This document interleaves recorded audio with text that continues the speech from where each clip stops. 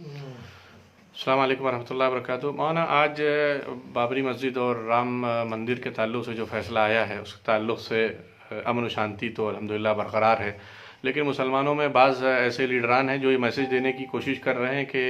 کہ مسلمانوں کو چپ رہنا بزدلی ہے، اور جن حضرات نے مصالحت کی بات کی وہ ایک طرف سے مسلمانوں کو بزدلی سکھا رہے ہیں اور ایمان کا سودا کر رہے ہیں۔ تو اس تعلق سے جو کچھ ایسے لوگ ہیں جو غلط پیغامات امت میں پھیلا رہے ہیں، ان کے تعلق سے بہت سے لوگ بے چین ہیں، جن کا یہ مطالبہ ہے کہ حضرت کی طرف سے بھی کوئی بات آنی چاہیے، اور ایسے مایوسی کی جو باتیں کہی جا رہی ہیں کہاں تک صحیح ہیں اور اس میں صحیح کیا پیغام ہے۔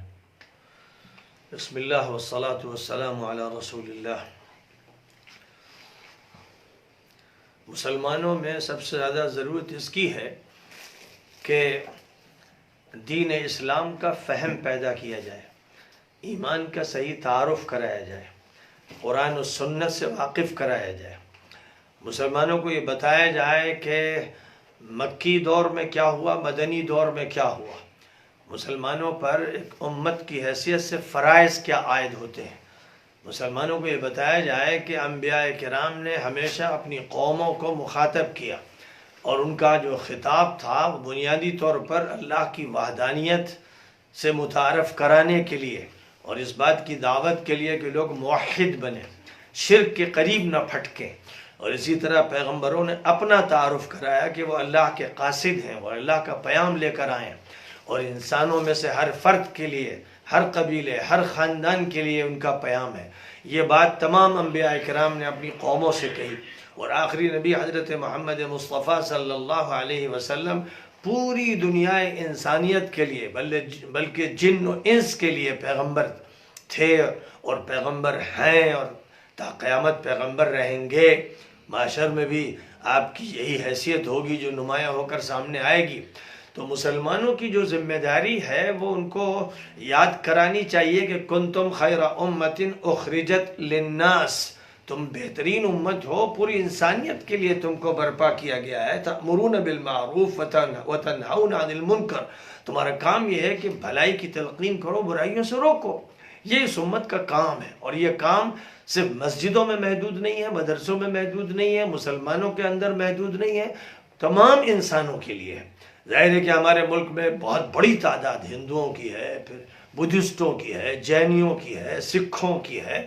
اور دیگر مذاہب کے لوگ ہیں، اور دیگر نقطۂ نظر رکھنے والے لوگ ہیں، سب کے سب یہ حضور پاک علیہ السلام کی امتی ہیں، اس معنی میں کہ یہ امت اجابت نہیں، امت دعوت ہے۔ ایک وہ امت ہے کہ جس نے دعوت نبوی پر لبیک کہا اور وہ مسلمان ہو گئے، دوسرے وہ ہیں کہ جن سے خطاب ہے کہ وہ بھی ایمان لائیں۔ اب ظاہر ہے کہ ان تک صحیح پیغام پہنچانا چاہیے، اسی کی ضرورت ہے، اور یہ ضرورت مسلمانوں کی جس طرح پوری کرنی چاہیے تھی نہیں کی ہے۔ مسلمانوں پر عالمی سطح پر یہ ذمہ داری عائد ہوتی ہے، اور ہندوستان میں تو بہت ہی زیادہ شدت کے ساتھ مسلمانوں پر یہ فریضہ عائد ہوتا ہے کہ ہر فرد بشر تک وہ پہنچیں اور اللہ کی طرف لوگوں کو بلائیں، اللہ سے مانوس کریں، اللہ کے قریب کریں، نبی کے قریب کریں، نبی کے جو اصحاب تھے ان کا مقام بتائیں، اور پھر اس امت میں جو بڑی شخصیات ہوئیں، اولیاء، صوفیاء کرام، ان کے بارے میں تعارف پیدا کریں، اس کی سب سے بڑی ضرورت ہے۔ اور جہاں تک تعلق ہے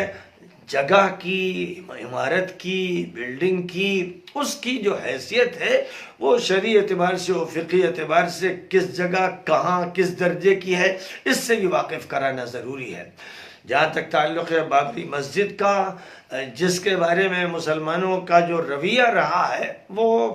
ایسی ناکامی کا رہا ہے کہ جس پر افسوس ہوتا ہے کہ 1949 میں جب مورتیاں رکھی گئی تھی تو اس وقت ہندوستان کی بڑی عظیم الشان شخصیات مسلمانوں میں موجود تھیں جنہوں نے جہاد آزادی میں بڑا کردار ادا کیا تھا، لیکن وہ مسجد کے اندر سے مورتیاں نکلوا نہیں سکے۔ اس کے بعد سب جانتے ہیں کہ 1986 میں پوجا پاٹ کے لیے مسجد کے دروازے کھول دیے گئے، اور پھر راجیو گاندھی نے شیلا نیاز کروایا، اور پھر سب کو معلوم ہے کہ 92 میں نرسمہا راؤ مرکز کے ذمہ دار تھے، وہ اس ملک کے وزیر اعظم تھے، ان کے مشورے سے، ان کی نگرانی کے ساتھ ساتھ مسجد کو ڈھایا گیا، جس کا الزام جتنا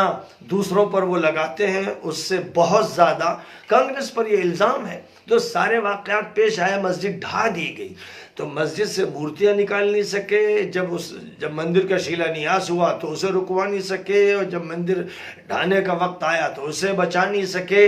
اب اسی جگہ پر جو لوگ مسجد بنانے پر اصرار کر رہے تھے، اس کا مطلب یہ ہے کہ وہ تاریخ سے سبق نہیں لیتے، عبرتوں سے سبق نہیں لیتے، آنکھیں بند کر کے رکھتے ہیں، واقعات سے لڑنا چاہتے ہیں۔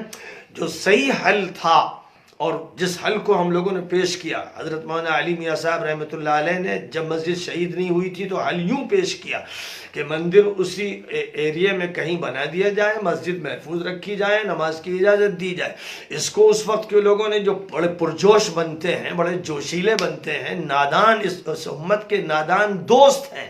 انہوں نے مولانا کو کام نہیں کرنے دیا۔ اور اب 1 سال سے میں یہ کہہ رہا تھا کہ مسجد کو شفٹ کر سکتے ہیں، اور اس سلسلے میں حضرت عمر رضی اللہ تعالیٰ عنہ کے حوالے دیتا رہا، تھک گیا کہہ کر کہ حضرت عمر امیر المؤمنین تھے، وہ خلیفۃ المسلمین تھے، حضور پاک علیہ السلام کے وزیر تھے، ساتھی تھے، علم اور معرفت میں سب سے بلند مقام رکھتے تھے۔ انہوں نے جب یہ کیا کہ کوفہ کی ایک مسجد کو منتقل کر دیا، جس کا مطلب یہ ہوا کہ جہاں مسجد ہو گئی تا قیامت مسجد نہیں رہتی ہے۔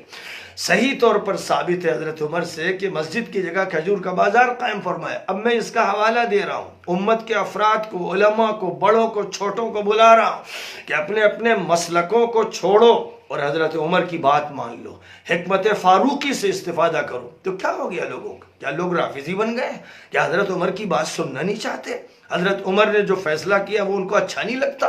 اگر حضرت عمر کے فیصلے کو مان لیتے، جس کو ہم لوگ سے پیش کر رہے تھے اور یہ کہہ رہے تھے کہ اس مسجد کو وہاں سے ہٹا دیا جائے اور پورے ملک کی مسجدوں، درگاہوں، خانقاہوں، مدرسوں، قبرستانوں کے تحفظ کی ضمانت سپریم کورٹ سے لی جائے، پارلیمنٹ سے لی جائے، اور اس کے لیے راستہ ہموار ہو رہا تھا، تو اس کی طرف بڑھنے نہیں دیا گیا، راستہ روک دیا گیا، مخالفتیں کی گئیں اور طرح طرح کے الزامات لگائے گئے۔ تو جن کو یہ اچھا لگتا ہے، اچھا لگتا رہے، انہیں مایوس ہونا ہے۔ تمام مسلمانوں سے میں نے بار بار اپیل کی ہے، کہا ہے کہ اب اس قیادت سے وہ خود دستبردار ہو جائے اور وہ یہ فیصلہ کریں کہ وہ قیادت جو ہم کو سیاسی اعتبار سے شکست کی طرف لے گئی، تمدنی اعتبار سے لے گئی، معاشی اعتبار سے لے گئی، مسجد کا مسئلہ ہو یا اور کوئی مسئلہ ہو، ہر مسئلے میں شکست سے انہوں نے دوچار کیا، ہمتیں توڑوا دی، اس قیادت سے الگ ہونا چاہیے۔ ضرورت ہے نئی نوجوان قیادت کی، اور نئی جوان قیادت کو یہ نہیں سوچنا چاہیے کہ جب تک ہمارے بزرگ ہیں تو قیادت ان کے ہاتھ میں رہے گی۔ ان کو چاہیے تھا کہ وہ نبی پاک علیہ السلام کے طریقہ کار کو اختیار کر کے مکہ مکرمہ میں، جیسے آپ نے حضرت عتاب ابن اسید کو گورنر بنایا جو 18 سال کے نوجوان تھے، حضرت اسامہ ابن زید کو وقت کی سپر پاور رومی حکومت سے مقابلہ کرنے کے لیے آپ نے قائد بنایا، چیف آف آرمی اسٹاف بنایا، جو 18-19 سال کے تھے۔ یہ جو حضور کا اسوہ ہے، آج ضرورت ہے کہ جوانوں کو اٹھایا جائے، اور جو بزرگ ہیں، میں بھی انہی بوڑھوں میں شمار ہوتا ہوں کہ اب جو قیادت کی پوزیشن میں نہیں، اس لیے میں جوانوں سے کہتا ہوں کہ انتظار مت کرو، آپس میں سر جوڑ کے بیٹھو، خود اپنی قیادت تیار کرو، ملک کو ایک نئے رخ پر لے کے چلو اور داعیانہ کردار ادا کرو، پیغمبرانہ کردار ادا کرو۔ جو مایوسی پھیلا رہے ہیں اور ادھر ادھر کی باتیں کر رہے ہیں، جو کل تک یہ کہتے تھے سیاسی آقا انہوں نے بنا رکھا تھا لادینی پارٹیوں کو، سیکولر جو کہلاتی ہیں، اور عدالتی آقا بنا رکھا تھا انہوں نے ہائی کورٹ اور سپریم کورٹ کو، پوری امت سے کہتے تھے جو فیصلہ آ جائے گا ہمیں منظور ہے، ہم اسے قبول کریں گے، وہ تو عدل و انصاف کا مندر ہے۔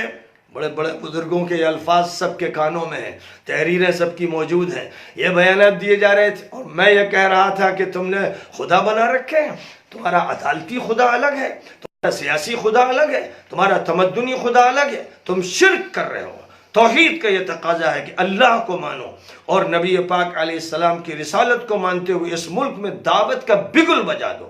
اس لیے سپریم کورٹ نے جو فیصلہ کیا کہ مسجد کے لیے زمین دی جائے گی، اجودھیا میں دی جائے گی، یہ فیصلہ ان کا صحیح ہے، اور جو فیصلہ انہوں نے مندر کے بارے میں کیا ہے، اس فیصلے کو ہمارے بڑوں نے صحیح مانا، کیونکہ وہ پہلے ہی سے پوری قوم کو بتا رہے تھے کہ جو فیصلہ آئے گا وہ ہمیں منظور ہوگا. اس لیے اب اخلاقی جواز نہیں رہ گیا، قانونی جواز نہیں رہ گیا، ملک کے ایک باشندے ہونے کے اعتبار سے ان کے پاس جواز نہیں رہ گیا کہ اس فیصلے کو رد کر سکے. انہوں نے یہی سبق پڑھایا. میں ان کو دعوت دیتا رہا اللہ کی طرف، رسول اللہ کی طرف، حضرت عمر ابن الخطاب کے فیصلے کی طرف. انہوں نے اس کو نہیں سنا. بہرحال انہیں مبارک ہو جو وہ سوچ رکھتے ہیں. اور میں یہ کہتا ہوں کہ اب عظیم الشان مسجد اجودھیا میں بنانی ہے. آج ہم لوگ ایک وفد لے کر جناب یوگی صاحب سے ملے، اور اسی لیے ملے کہ جس زمین کے بارے میں بات کہی ہے سپریم کورٹ نے، وہ زمین مہیا کی جائے، مسلم آبادی میں مہیا کی جائے، جہاں عظیم الشان مسجد قائم کی جائے، جہاں ایک اسلامک یونیورسٹی بنائی جائے، جہاں کے ذریعے سے ہم پورے ملک کو نہیں پوری دنیا کو پیغام دیں. اور اجودھیا ایک طرف اگر پیغام دے گا ویدوں کا یا گیتا کا، تو ہم پیغام دیں گے قرآن کا، سنت رسول کا، اسلام کا، شریعت حقہ کا. یہ پیغام ہوگا جو پوری دنیا کے ہر انسان تک ہمیں پہنچانا ہے. میں نے جناب یوگی جی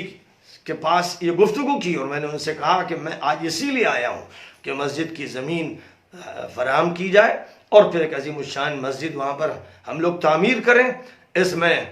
حکومت کی مدد ہونی چاہیے. مدد کا مطلب بھیک نہیں ہوتا ہے، حکومت کی ذمہ داری ہے، ہر فرد کی ذمہ داری ہے، ہر ضلع کی، قریے کی، گاؤں کی ذمہ داری. حکومت پر فرائض ہیں، یہ کوئی خیرات نہیں ہے. جس کو خیرات کہہ کر فضا کو منفی بنانے کی کوشش کی جا رہی ہے، وہ سب لوگ ہیں جو قوم کے لیے نہایت مضر ہیں اور وہ قوم کو ڈھکیلنا چاہتے ہیں. میرا یہ کہنا ہے کہ زندہ قومیں وہ ہوتی ہیں جو مثبت کام کرتی ہیں، پازیٹیو چیزوں کو لیتی ہیں، تعمیر کا رول پلے کرتی ہیں، آگے بڑھ کر کام انجام دیتی ہیں. اور اس لیے میں دعوت دیتا ہوں سب کو کہ اب مسجد بنانے کی فکر میں لگ جائیں کہ اللہ کا گھر بنانا ہے اور اذان بلند کرنا ہے، اور اجودھیا ہی میں ایک مرکز توحید قائم کرنا ہے جہاں سے قرآن کی صدا لگانا ہے، اور ایک اچھا ادارہ قائم کرنا ہے، وہاں کے بچوں کی تعلیم کا بہترین انتظام کرنا ہے. مسجد صرف مسجد نہیں ہوگی، مسجد نبوی کے نمونے پر اعلیٰ تعلیم گاہ بھی ہوگی. ظاہر ہے کہ میری تمنا ہے، میرے ہاتھ میں تو نہیں ہے، لیکن درخواست کرنا اور مطالبہ کرنا یہ میرا کام ہے. تو اسی لیے آج ہم لوگ جناب یوگی صاحب سے ملے، اور انہوں نے بہت توجہ سے بات سنی، اور اپنی بات بھی بہت اچھے انداز سے انہوں نے پیش کی کہ ہمارے نزدیک انسانیت ہے، عدل ہے، انصاف ہے، برابری ہے، اور ہم فرقہ واریت کو قبول کرنے کے لیے تیار نہیں ہیں. اور ہم لوگوں نے سخت ہدایات دی تھی کہ 9 تاریخ کو جب فیصلہ آئے گا تو کہیں پر بھی کوئی ہنگامہ نہیں ہونا چاہیے. یہاں پولیس کو، انتظامیہ کو کڑی ہدایت دی تھی، اور پھر یہ کہا تھا کہ 12 وفات کے جلوس نکلیں گے، کہیں پر کوئی بات نہ ہو، کسی کو خراش نہ آئے. ہم نے یہ کہا تھا کہ اگر ایسا کچھ ہوا تو پولیس اور انتظامیہ سے ہم پوچھیں گے. تو اس اعتبار سے ظاہر ہے کہ انہوں نے اپنی بات کہی اور ہم نے اپنی بات ان کے سامنے رکھی، اور بہت اچھی فضا میں یہ بات ہوئی ہے. میں سمجھتا ہوں کہ تعمیری نقطہ نظر سے سوچنا چاہیے، انبیائی سوچ کے ساتھ آگے بڑھنا چاہیے، اور